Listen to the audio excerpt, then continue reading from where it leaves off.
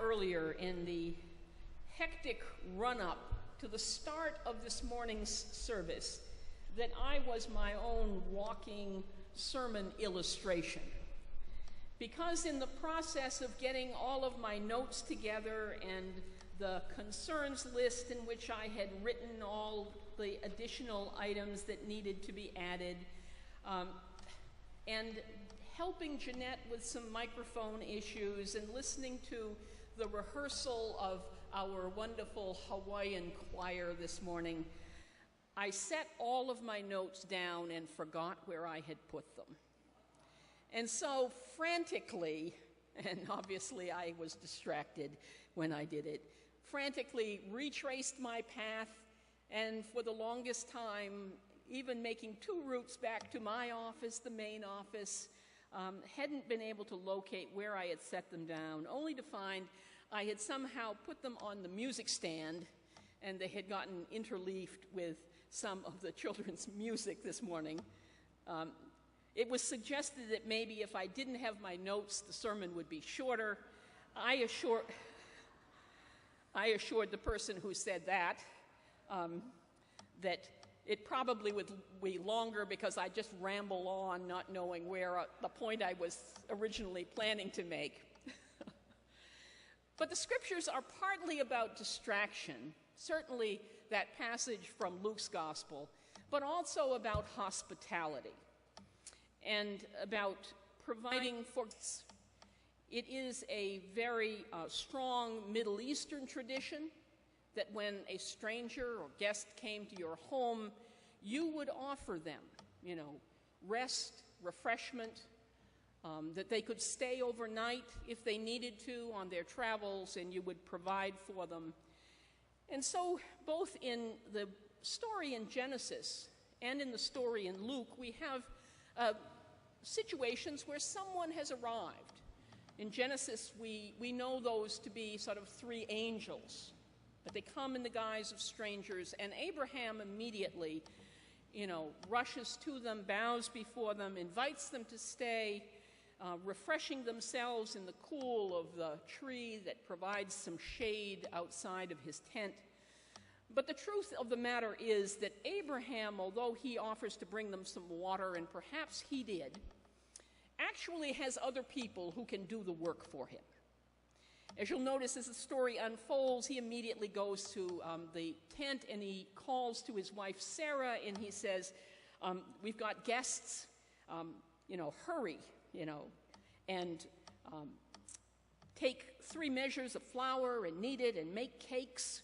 So in other words, you've got some baking to do and some preparation to do. And he goes to the herd and he picks out a calf and then turns it over to the servant to make sure that the meat is prepared.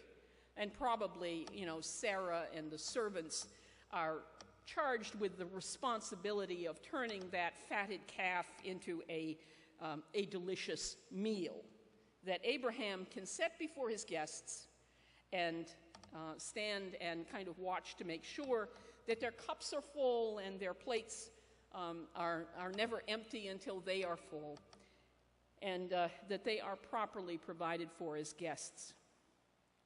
They leave with a message, and I think that is at the core of this story. They leave with a word of divine promise that they will come again in due season and that Sarah will have a son. In the Gospel of Luke, we have this relatively short story with not an awful lot of detail of Jesus arriving in a certain village, we believe probably the village of Bethany, since Mary and Martha had a home in Bethany, and Jesus is welcomed into their home. We also can perhaps surmise from other references in Scripture that Martha and Mary were friends of Jesus, so that he frequently would stop at their home when he was in that area. And as always, they would welcome him, not simply because he was a celebrity rabbi, a great teacher who always had crowds with him, but also because they had a personal connection. And so we're told Martha welcomes him into her home. Interestingly, there doesn't appear to be a head of the household other than Martha, an unusual situation even in Jesus' time. And so Martha, begins to prepare the appropriate hospitality, because undoubtedly Jesus doesn't come alone. He has those 12 other disciples who travel with him. And wherever Jesus, went and wherever he stopped to teach and meet with people, there were always other people anxious to join the company.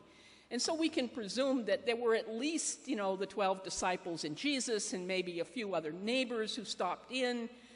And pretty soon in the preparations, Martha realizes, I'm doing all this work all by myself.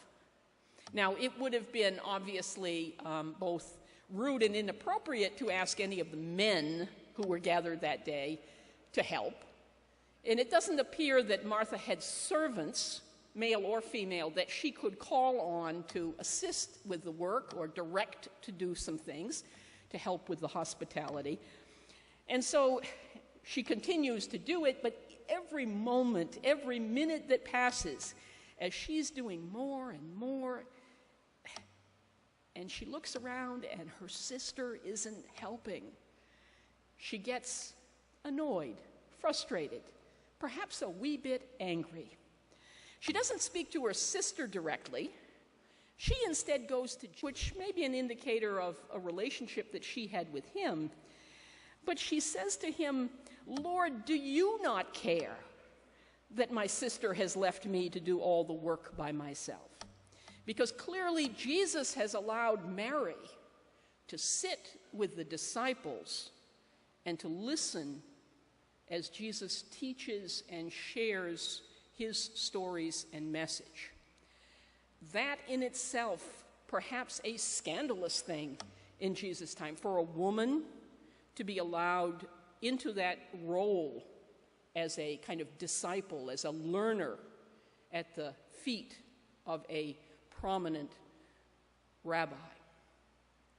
And so Martha says, "Lord, don't you care? She's left me to do all this work by myself." And Jesus then answers her in that kind of, we can read it a number of different ways. It matters how you put the emphasis on the words. Martha, Martha, you are worried and distracted by many things. There is need of only one thing.